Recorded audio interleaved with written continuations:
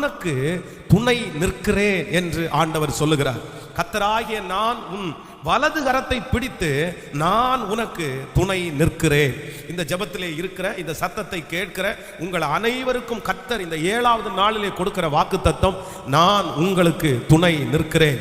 இந்த உலகமே உங்களுக்கு எதிராய் நின்றாலும் நான் நம்புகிறேன், கர்த்தர் உங்களுக்கு துணையாய் இருப்பாரே ஆனால் உங்களை ஒன்றும் சேதப்படுத்தவே படுத்தாது. வேதம் சொல்லுகிறது, விபச்சாரத்திலே பிடிக்கப்பட்ட ஒரு ஸ்திரீயை கொண்டு வந்து நிறுத்தி எல்லாரும் அவர்களுக்கு விரோதமாய் இருக்கிறார்கள். அவளுக்கு விரோதமாய் சின்ன பிள்ளைகள் முதற்கொண்டு பெரியவர்கள் வரையிலும் அந்த தேசத்திலே இருக்கிற அந்த இடத்திலே இருக்கிற எல்லாருடைய கையும் அவளுக்கு விரோதமாய் இருக்கிறது. ஆனால் கர்த்தர் அவள் மேல் இரக்கம் பாராட்டி அவளை மன்னித்து அவளுடைய பாவத்தை கர்த்தர் மறைத்து அவளுக்கு துணை நிற்கிறதுனாலே வேதம் சொல்லுகிறது, அவர்கள் கொண்டு வந்த கல்லெல்லாம் கீழே போட்டுட்டு அதிலிருந்து அவர்கள் தப்பிக்கப்படுவதற்கு கர்த்தர் உதவி செய்தார். அப்போ இன்றைக்கு இந்த ஜெபத்திலே இருக்கிற இந்த சத்தத்தை கேட்கிற யாரோ ஒருத்தர், உங்களுக்கு நிறைய பேர் எதிராய் நிற்கலாம். எனக்கு எல்லாரும் எதிராய் நிற்கிறார்களே, சங்கீதக்காரனாகிய தாவீதை போல துணையாய் நிற்க வேண்டிய சகோதரர்களே அவனுக்கு எதிராய் நிற்கிறார்கள்.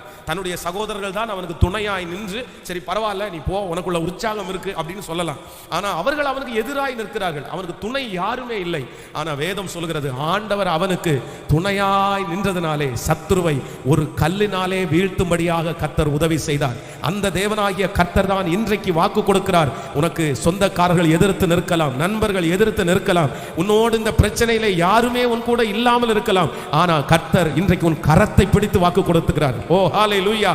இஸ்ரவேலின் ஜெயபலமான கர்த்தர், உன் தேவனாகிய கர்த்தர் உன் கரத்தை பிடித்து சொல்லுகிறார், நான் உனக்கு துணை நிற்கிறேன், நான் உனக்கு துணை நிற்கிறேன். எல்லாரும் உன்னை விட்டு கடந்து போனாலும் நான் உன்னை விட்டு விலகுவதும் இல்லை, உன்னை கைவிடுவதும் இல்லை. நம்புகிறவர்கள் கரங்களை தட்டி கர்த்தருடைய நாமத்தை மகிமைப்படுத்தலாம்.